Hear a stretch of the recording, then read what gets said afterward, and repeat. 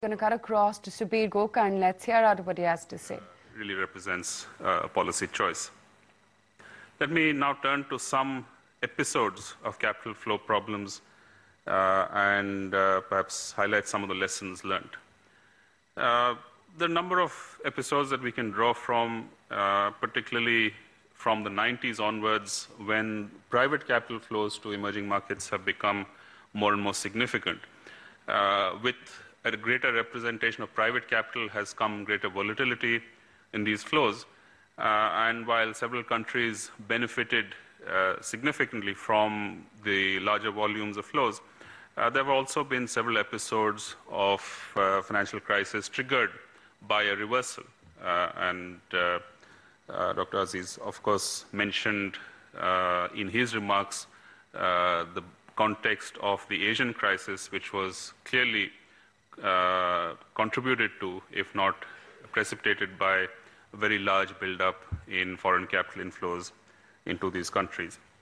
I won't go into specific examples, but I just want to highlight the result of a recent IMF study, 2009 Cardarelli, that studied over 100 episodes of capital flows across 52 countries during these 20 years, 1987 to 2007, basically reflecting the significance, the growing significance of private capital flows.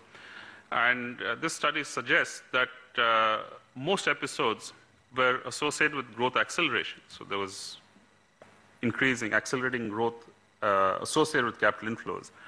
But when capital flows ended, abruptly in particular, reflecting sudden stops, there is a sharp fall in growth. And so in a sense, the growth trajectory of these economies seems to be, to a significant extent, impacted by the changing pattern of capital flows. Perhaps the most important policy lesson learned by EMEs during these years was to properly manage the interface of domestic policies with increasing financial globalization. In other words, perhaps the best way to benefit from larger capital flows is to ensure that domestic macroeconomic conditions are sound, are consistent with the ability to absorb those flows,